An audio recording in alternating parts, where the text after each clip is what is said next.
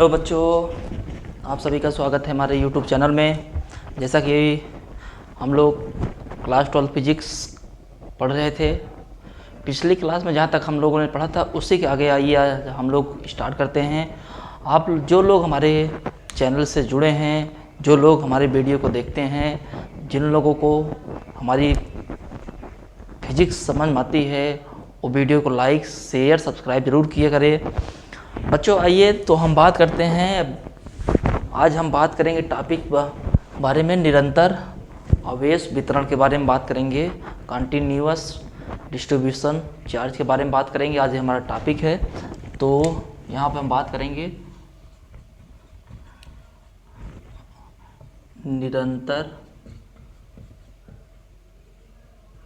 निरंतर आवेश वितरण, जिसको बोलते हैं कंटिन्यूअस डिस्ट्रीब्यूशन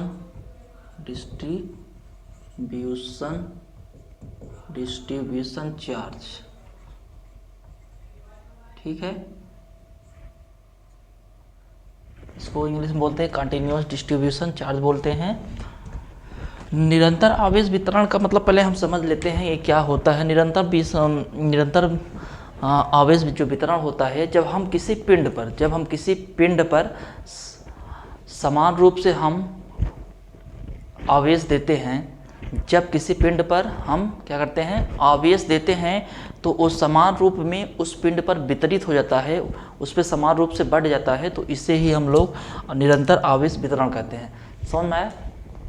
जब हम किसी पिंड पर आवेश को देते हैं तो वह आवेश समान रूप से उस पिंड पर डिस्ट्रीब्यूट हो जाता है, बढ़ जाता है, तो उसे हम निरंतर आवेश वितरण कहते हैं। ये तीन तरीके से पढ़ेंगे। पहला जो होगा हमारा, पहला जो इसमें टॉपिक पढ़ते हैं रैखिक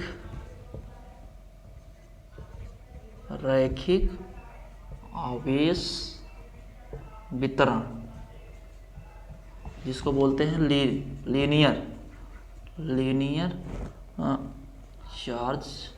लीनियर चार्ज डिस्ट्रीब्यूशन। ठीक है, लीनियर चार्ज डिस्ट्रीब्यूशन। इसमें हम पहला पढ़ेंगे रैखिक के बारे में। तो पहले हम कोई एक इस तरह से वन डायमेंशन हम कोई रेखा लेंगे। ठीक है, इस पर इस तरह से चार्ज बना लेंगे और इसका जो घनत्व है इसको लैम्डा से प्रदर्शित करेंगे, और इसका जो लंबाई है इसको हम dl बोल देंगे। मान लेते हैं यहाँ पे पॉइंट है और यहाँ पे कोई चार्ज है जो है Q0 है, इसके बीच की दूरी डिस्टेंस है, और यहाँ स्मॉल डी क्यू चार्ज हम मान लेते हैं कोई छोटा। ठीक है, कोई हम dq चार्ज यहाँ ले रहे हैं, जिसका मतलब है स्मॉल, छोटे में है। ठीक, तो पहले जो निरंतर आवेश वितरण है हम इसको तीन प्रकार से पढ़ेंगे, 1 डायमेंशन, 2 डायमेंशन और 3 डायमेंशन। 1 डायमेंशन मतलब होता है जिसमें लंबाई हो, 2 डायमेंशन मतलब होता है बच्चों जिसमें लंबाई और चौड़ाई हो, और 3 डायमेंशन मतलब होता है जिसमें लंबाई, चौड़ाई और लंबाई या मोटाई हो। ठीक है, तो पहला हम रैखिक आवेश वितरण पढ़ रहे हैं। 1 डायमेंशन की बात कर रहे हैं। कोई हम लीनियर रेखा लिए हैं जिसपे कोई पॉइंट है, जिसपे dq चार्ज है। ठीक है, उसको हम एक चार्ज Q ले लिए हैं, जिसके बीच के डिस्टेंस r है, लैम्डा इसका इस लीनियर का रेखा का घनत्व है, और dl इसकी लंबाई है। तो आवेश घनत्व जो होता है, आवेश घनत्व बराबर होता है आवेश बटे लंबाई। ठीक है, आवेश बटे लंबाई। घनत्व जो यहाँ पे है लैम्डा है, और आवेश जो है इस पे रेखा पे dq है। क्या है? dq चार्ज है रेखा, और जो इसकी लंबाई है dl है। ठीक, इसको इस तरह से मल्टीप्लाई कर देंगे तो ये हो जाएगा lambda dl equal to dq, या हम इसको लिख लेंगे dq बराबर हो जाएगा लैम्डा dl। ठीक, ये घनत्व आ गया। ठीक है, अब हम निकालेंगे इस पर बल। ठीक है, इस रेखा पर हम क्या निकालेंगे? बल निकालेंगे। तो हम यहाँ से बल निकालेंगे, तो हम यहाँ पे स्मॉल डी एफ लिख लेंगे, ठीक है। जहाँ पर डी मतलब लगा दिए हैं तो छोटा हमारा, ठीक है, छोटा है, बल लग रहा है। तो यहाँ पे जो होगा, जो यहाँ पे बल होगा 1/4 पाई एप्सिलॉन नॉट। यहाँ पे पहला चार्ज क्या है, D Q into Q not, इनके बीच की लंबाई, इनके बीच की जो डिस्टेंस है r², और यहाँ पे हम r वेक्टर फॉर्म ले गया, सदिश फॉर्म में है क्योंकि ये सदिश होता है तो इसको सदिश फॉर्म लेंगे। तो यहाँ पे जो डी एफ आ जाएगी, अब हम लोग डी क्यू की वैल्यू जानते हैं, डी क्यू जो वैल्यू होती है उसको पुट कर देंगे इसमें। तो यहाँ पे आ जाएगा 1/4 पाई एप्सिलॉन नॉट, यहाँ पे हो जाएगा lambda D L Q not बटे r² इंटू आर का एकांक वेक्टर, ठीक है। यहाँ तक समझ में आया। अब यहाँ से हम निकालेंगे इस रेखा पे कुल बल, इस रेखा पर हम क्या निकालेंगे, कुल बल निकालेंगे। तो कुल बल निकालने के लिए हम क्या करेंगे, अब यहाँ पे चूंकि कुल बल निकालेंगे, कुल बल के लिए हम यहाँ पे इंटीग्रेशन लेंगे, इंटीग्रेशन यहाँ पे क्या लेंगे, यल लेंगे, इंटीग्रेशन का सिंबल लगाएंगे 1/4 4 pi epsilon not lambda D L Q not बटे r² इंटू आर यूनिट। अब इस पर जो कांस्टेंट है इसको हम कॉमन कर लेंगे, ठीक है, कांस्टेंट को हम कॉमन कर लेंगे। डी एफ बराबर आ जाएगा हमारा 1/4 पाई एप्सिलॉन नॉट, यहाँ पे क्यू नॉट भी आ जाएगा बाहर, इंटीग्रेशन यल हो जाएगा। तो यहाँ बचेगा लेमडा डी एल अपान r², ठीक है, इंटू आर कैप। ये फार्मूला आ जाता है जो इम्पॉर्टेंट है, जिस पर न्यूमेरिकल वगैरह करने को मिलेंगे, आगे भी काम का है। तो इस प्रकार से हम लोग रैखिक आवेश वितरण का हम लोग कैसे बल निकालते हैं उसको हम लोगों ने समझा। एक बार आओ फिर समझ लेते हैं किस तरह से करते हैं। इसी तरह भी हम पृष्ठ आवेश वितरण पर निकालेंगे, उस पर आयतन आवेश वितरण पे भी निकालेंगे। 3 तरीके से पढ़ेंगे। पहला जो पॉइंट पढ़ते हैं हम लोग, निरंतर आवेश वितरण हमारा क्या होता है, किसी पिंड पर जब हम आवेश देते हैं तो वो समान रूप से उस पिंड पर डिस्ट्रीब्यूट हो जाता, बढ़ जाता है, तो उसे हम निरंतर आवेश वितरण कहते हैं। इसको 3 तरीके से पढ़ते हैं। पहले रैखिक आवेश वितरण जो 1 डायमेंशन होता है।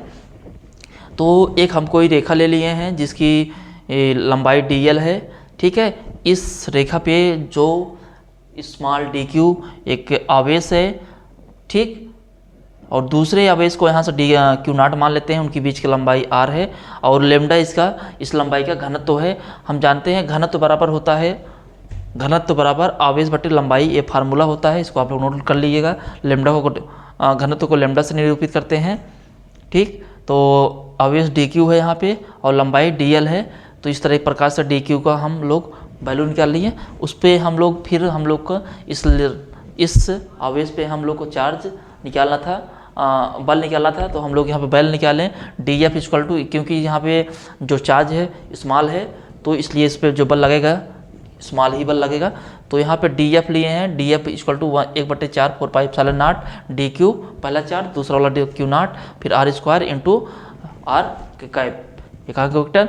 फिर इस प्रकार से हम डी क्यू को वैल्यू इसमें पुट कर दिए हैं, इस तरीके से आ गया। उसके बाद हम लोग पूरा कुल बल निकालते हैं इस पर, ठीक है। इस रेखा पे हम कुल बल निकालते हैं। तो कुल बल निकालने के लिए हमको यहाँ पे इंटीग्रेशन करना होगा, समाकलन करना होता है, ठीक। तो यहाँ पर समाकलन करने के लिए तो हम क्या करेंगे, F बराबर लेंगे, F बराबर इंटीग्रेशन समाकलन चिन्ह यल 1/4 पाई epsilon not lambda D L Q not r² into, उसके बाद जो कांस्टेंट है उसको हम बाहर कर लेंगे, बाकी उनका इंटीग्रेशन सिंबल लगा देंगे। इस प्रकार से आप लोग को आगे मिलेगा, तो आप लोग को करना होगा इसी प्रकार से।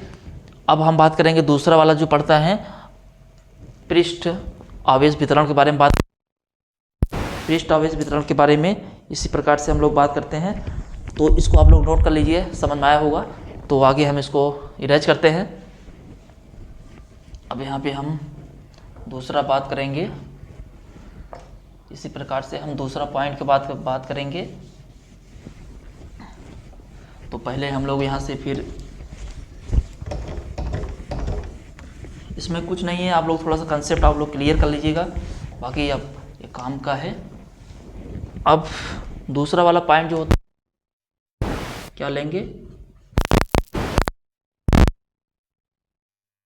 दूसरा जो पॉइंट होगा पृष्ठ आवेश वितरण होगा, जिसको हम सरफेस बोलते हैं, जिसको हम लोग क्या बोलेंगे, सरफेस, सरफेस चार्ज डिस्ट्रीब्यूशन पढ़ेंगे। तो इस प्रकार से हम लोग क्या कर लेते हैं, एक हम कोई पृष्ठ ले लेते हैं, ठीक है, हम इस पे पृष्ठ ले, एक हम इस पे क्या ले लिए हैं, पृष्ठ ले लिए हैं, जिसकी लंबाई हम इसको ds मान लेते हैं। इसमें कोई चार्ज है, क्या है, यहाँ पे dq मान लेंगे, ठीक है। यहाँ पे कोई चार्ज q0 है, एक कोई पृष्ठ है, क्या है, पृष्ठ, और जिस पे क्या है, जिस पे घनत्व है, इस पे सिग्मा, जिसका घनत्व क्या है, सिग्मा है, और यहाँ से इसकी डिस्टेंस r मान लेंगे। एक हम पृष्ठ ले लिए हैं, समझ गए बच्चों, एक पृष्ठ लिए हैं जिसकी लंबाई हमारा इस पे ds है और इसका चार्ज dq है और इसका जो घनत्व है सिग्मा है। तो घनत्व बराबर होता है आवेश बटे लंबाई। तो यहाँ से हम लोग कैलकुलेट करेंगे, तो यहाँ से हम इसको एक लाइन इरेज करते हैं। तो यहाँ से हमारा जो घनत्व होगा, घनत्व हमारा सिग्मा है, सिग्मा बटे यहाँ पे जो लंबाई है हमारा ds है, तो यहाँ पे क्या ले लेंगे, ds ले लेंगे। अब इसको मल्टीप्लाई करेंगे तो ए डी क्यू बराबर हो जाएगा हमारा sigma into ds, sigma into ds, इसका घनत्व आ जाएगा। अब हम लोग क्या निकालेंगे, बल निकालेंगे। इस पृष्ठ पर हम लोग बल निकालेंगे, जिस प्रकार से हम लोग रैखिक में किए थे उसी प्रकार से हम लोग पृष्ठ में भी करेंगे, उसी प्रकार हम लोग आयतन वाले में भी करेंगे। सेम तरीके से करना है, बस यहाँ पे इसका घनत्व का सिंबल। और अब यहाँ से हम जो बल निकालेंगे, dF बराबर 1/4 पाई एप्सिलॉन नॉट। पहला का चार्ज क्या है, पहला का चार्ज dq, दूसरा चार्ज q0 बटे का r square into r cap. अब dq को वैल्यू पुट कर देंगे तो यहाँ पर dF आ जाएगा 1/4 पाई एप्सिलॉन नॉट, यहाँ पे हो जाएगा क्या, sigma into ds into q0 अपान में r square into r cap. अब यहाँ से हम क्या निकालेंगे, कुल बल निकालेंगे। इस पृष्ठ पे हम कुल बल निकालेंगे, तो कुल बल निकालने के लिए हमको, चूंकि यहाँ से क्या करना पड़ेगा, कुल बल निकालने के लिए हम फिर से इंटीग्रेशन करेंगे, बराबर इंटीग्रेशन, यहाँ पे हम जाएंगे, यहाँ पे यस ले लेंगे और यहाँ पे क्या हो जाएगा 4 पा इंटीग्रेशन बराबर हो जाएगा, यहाँ पे क्या dF होगा, क्या होगा dF।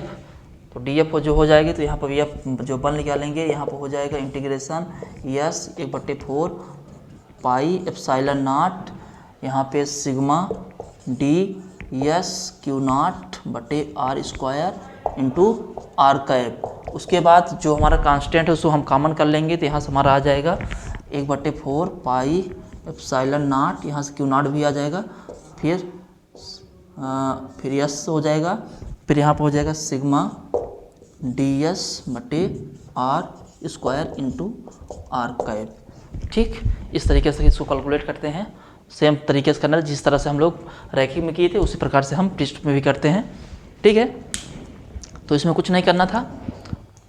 अगर रैखिक समझ में आ गया होगा तो इसको भी आप लोग नोट कर लीजिएगा। अब तीसरा वाला जो हम लोग बात करेंगे, तीसरा जो हमारा होता है इसमें आयतन, क्या बात करेंगे, आयतन के बारे में, आयतन आवेश वितरण की बात करेंगे। इसको आप लोग नोट कर लीजिए, इसको हम इरेज करते हैं। अब तीसरा के बारे में हम बात करेंगे। तीसरा हमारा जो होता है आयतन होता है, क्या होता है, आयतन, आयतन आवेश वितरण के बारे में पढ़ेंगे, सेम तरीके से करेंगे।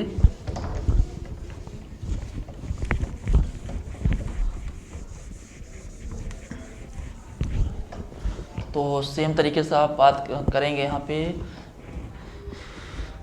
अब तीसरा वाला जो इसमें टॉपिक आता है, जो पॉइंट आता है, इसमें आ जाएगा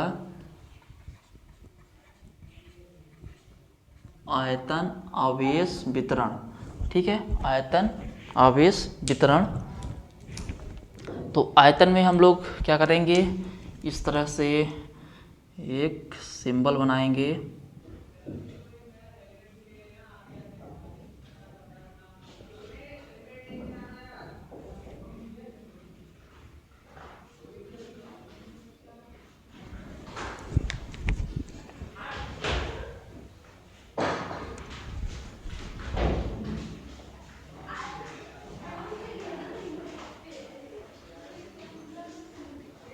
ठीक, इस तरह से हम लोग एक आयतन बना लेंगे। ठीक है, इसकी हम जो घनत्व होगा इसको हम लोग मान लेते हैं रो। ठीक, इसका जो घनत्व रो होगा इसको रो मान लेंगे। इसकी जो लंबाई होगी, ठीक है, इसको dB मान लेते हैं। इसको वॉल्यूम आवेश चार्ज बोलते हैं। तो यहाँ पे जो चार्ज होगा, ठीक, dQ होगा, क्या होगा dQ, यहाँ पर R, यहाँ पे Q0। इसका जो लंबाई होगा उसको हम dV, और इसका जो घनत्व होगा रो होगा। ठीक है, तो इस पे अब हम आयतन वाले पे, आयतन आवेश वितरण पे हम लोग क्या 3 डायमेंशन में बात करेंगे। 3 डायमेंशन में हम लोग किस तरह से हम लोग बल को निकालते हैं किस। तो आइए अभी हम देखते हैं यहाँ पे घनत्व जो होता है, यहाँ पे जो घनत्व होता है, घनत्व बराबर आवेश बटे लंबाई। तो यहाँ पे जो घनत्व है यहाँ पे क्या है, रो है, क्या है, रो है। आवेश हमारा dQ ही है, और जो इसकी लंबाई है वो क्या है, dV। ठीक, अब यहाँ से dQ की जो वैल्यू आ जाएगी वो हो जाएगा रो इंटू dV। ठीक, ये वैल्यू पुट आ गई। तो अब इस पे आयतन पे हम लोग अब बल निकालते हैं। तो यहाँ से हम लोग बल निकालेंगे, DF बराबर होगा 1/4 पाई एप्सिलॉन नॉट। पहला चार्ज कितना है, dQ इंटू दूसरा Q0 बटे का R square into R cap. ठीक है, अब dQ को वैल्यू इसमें पे पुट कर देंगे। तो यहाँ पर हमारा जो DF आ जाएगा, DF बराबर 1/4 पाई एप्सिलॉन नॉट, यहाँ से हो जाएगा क्या, रो dV इंटू Q0 का अपान में R square into R cap आ जाएगा। ठीक है, यहाँ तक। अब यहाँ तक हम लोगों ने बल निकाल लिए। तो अब हम इस पे आयतन पे क्या करेंगे, इस आयतन पे अब हम लोग कुल बल निकालेंगे। तो कुल बल निकालने के लिए अब यहाँ लिखेंगे, चूँकि यह बराबर हो जाएगा क्या, इंटीग्रेशन क्या हो जाएगा, VDF। तो यहाँ पर DF लेंगे, तो यहाँ पे F बराबर जो आ जाएगा इंटीग्रेशन VDF, वैल्यू कितनी आ जाएगी, 1/4 पाई एप्सिलॉन नॉट, उसके बाद रो dV इंटू Q0 बटे R square into R cap. यहाँ से जो वैल्यू आएगी, यहाँ से यह बराबर जो हमारा कांस्टेंट है इसको हम कॉमन कर लेंगे। कांस्टेंट हमारा क्या है, यहाँ पे Q0 बटे 4 pi epsilon not integration V, यहाँ पर हो जाएगा क्या, रो dV अपान R स्क्वायर इंटू R का कैप। ये फार्मूला आ गया। ठीक है, समझ में आया आप लोग को समझ में आया होगा। तो आप यहाँ से नोट कर लीजिए। इसी तरीके से हम लोग निरंतर आवेश वितरण निकालते हैं। ठीक, 3 तरीके से हम लोगों ने आवेश वितरण पढ़ा, पहला रैखिक, दूसरा पे पृष्ठ, तीसरा आयतन आवेश वितरण। ठीक है, पहला निरंतर आवेश वितरण जो हमारा होता है, इसको किसी पिंड पर, जब हम किसी पिंड पर क्या करते हैं, जब आवेश देते हैं तो समान रूप से उस पिंड पर आवेश डिस्ट्रीब्यूट हो जाता है, बट जाता है, तो उसे हम लोग निरंतर आवेश वितरण कहते हैं। रैखिक आवेश पे तो हम इसको निरंतर आवेश वितरण को 3 तरीके से पढ़ते हैं। पहला रैखिक आवेश वितरण 1 डायमेंशन, जिस पे हम रेखा निकालते हैं। दूसरा हम लोग 2 डायमेंशन जो पृष्ठ पे होता है, जिसमें लंबाई और चौड़ाई होती है। 3 डायमेंशन जिसमें लंबाई, चौड़ाई और ऊंचाई भी होती है। ठीक है, इस तरह से हम पहला रैखिक, दूसरा पृष्ठ, तीसरा आयतन आवेश वितरण को कैलकुलेट कर लिए। यहाँ पे फार्मूला आ गया है। तो जो काम का था थोड़ा सा इंपॉर्टेंट था, ये NCERT में दिया हुआ है, इसलिए हमें इस पर डिस्कस कर दिए हैं। तो इसको आप लोग नोट कर लीजिएगा, समझ में आया होगा।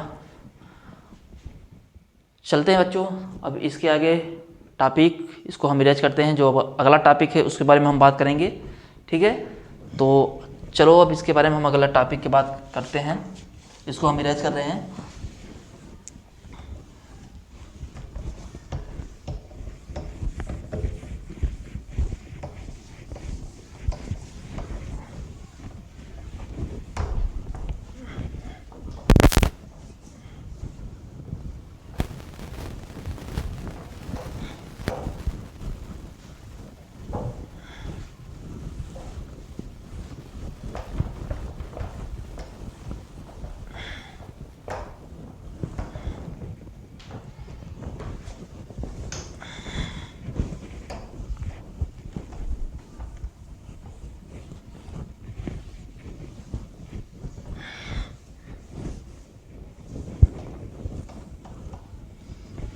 अगला जो टॉपिक है बच्चों, अब हम बात करेंगे यहाँ पे।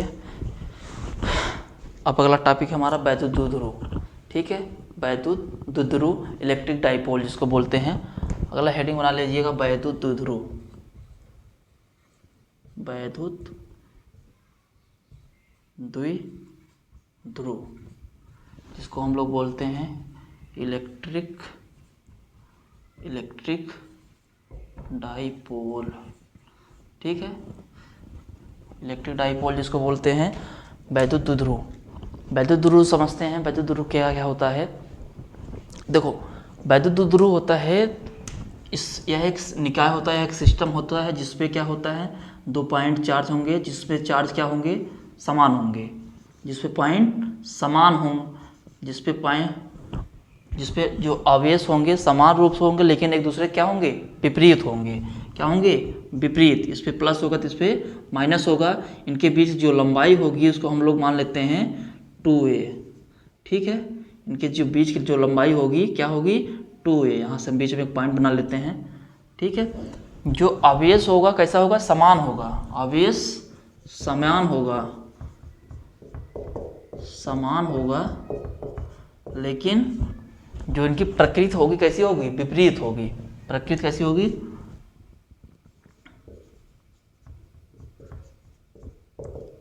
विपरीत। ठीक है, वैद्युत द्विध्रुव क्या होता है, एक यह निकाय होता है, एक सिस्टम है जिसमें दो आवेश समान होंगे, लेकिन वो एक दूसरे के विपरीत होंगे, जो अल्प दूरी पर स्थित होते हैं, उससे हम वैद्युत द्विध्रुव कहते हैं। ठीक है, वैद्युत द्विध्रुव समझ में आ रहा है क्या होता है वैद्युत द्विध्रुव। वैद्युत द्विध्रुव कहता है यह एक निकाय है, यह एक सिस्टम है, यह एक निकाय है। वैद्युत द्विध्रुव एक निकाय है जिसमें दो आवेश कैसे होते हैं, बराबर होते हैं तथा एक दूसरे के विपरीत होते हैं। ठीक है, वैद्युत द्विध्रुव एक निकाय है जिसमें दो आवेश बराबर होते हैं तथा एक दूसरे के विपरीत होते हैं, और वे अल्प दूरी पर क्या होते हैं, अल्प दूरी पर स्थित होते हैं। ठीक, अल्प दूरी पर स्थित होते हैं, उसे हम लोग वैद्युत द्विध्रुव कहते हैं। ठीक है, हमारा 2a हमारा क्या है, बहुत छोटी डिस्टेंस, इसलिए हम लोग इसको 2a से निरूपित करते हैं, या 2l से भी ले सकते हैं, या 2r भी कर सकते हैं। आप लोग इसको जिस तरीके से आपको निरूपित करना हो, यहाँ 2r भी कर सकते हैं। तो इस पे जो समान है, क्या है, बराबर है। जो आवेश है यहाँ पे बराबर है, लेकिन एक दूसरे के क्या है, विपरीत हैं। एक पे प्लस है तो एक पे दूसरे वाले पे क्या है, माइनस है, लेकिन आवेश बराबर हैं। ठीक है, वैद्युत द्विध्रुव एक निकाय है जिसमें आवेश बराबर होता है, लेकिन एक दूसरे के विपरीत होते हैं, और वे एक दूसरे से अल्प दूरी पर स्थित होते हैं, उसे हम लोग वैद्युत द्विध्रुव कहते हैं। ठीक, इसका परिभाषा होता है। और इस तरीके से आप लोगों को ग्राफ समझना होगा, तो देख लीजिए, इस पर प्लस चार्ज है, इस पर माइनस क्यू चार्ज है, लेकिन आवेश बराबर में है। ठीक है, जो आवेश हैं वो समान रूप में है, लेकिन इनकी जो प्रकृति है विपरीत है। एक पे प्लस है तो दूसरे वाले पे माइनस है, और ये एक दूसरे से अल्प दूरी पर स्थित होते हैं। 2a इनके बीच की अल्प दूरी है, न्यूनतम दूरी है। ठीक है, कम से कम। अब इसके आगे हम लोग बात करते हैं वैद्युत द्विध्रुव, तो हम लोगों ने पढ़ लिया। तो अब हम लोग इसके आगे जो टॉपिक है, अगला जो टॉपिक है, अब वैद्युत द्विध्रुव आघूर्ण के बारे में पढ़ेंगे। वैद्युत द्विध्रुव आघूर्ण, वैद्युत द्विध्रुव आघूर्ण, जिसको हम लोग बोलते हैं इलेक्ट्रिक डाइपोल मोमेंट। ठीक है, इलेक्ट्रिक डाइपोल मोमेंट। वैद्युत द्विध्रुव क्या कहता है, वैद्युत द्विध्रुव। ठीक है, वैद्युत द्विध्रुव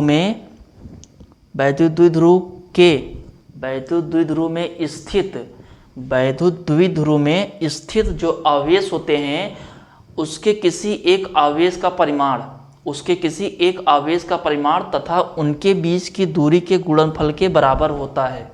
उनके बीच की दूरी के गुणनफल के बराबर होता है, उससे हम लोग वैद्युत द्विध्रुव आघूर्ण कहते हैं। इसे हम लोग P से प्रदर्शित करते हैं।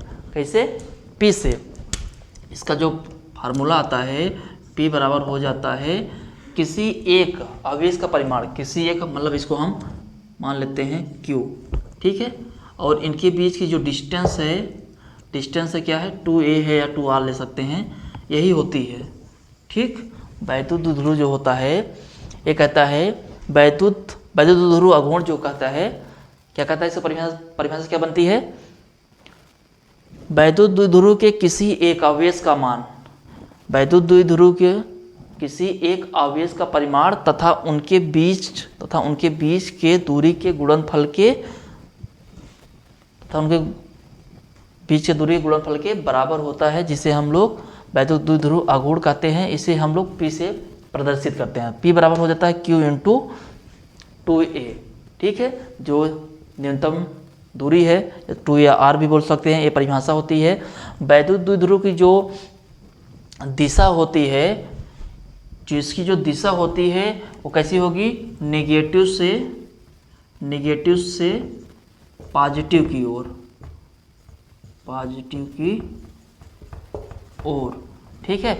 इसकी जो दिशा होती है नेगेटिव से पॉजिटिव की ओर, ये नेगेटिव से पॉजिटिव की ओर होती है। किसकी? वैद्युत द्विध्रुव का जो दिशा होती है वो नेगेटिव से पॉजिटिव की ओर होगी। और इसका जो मात्रक होता है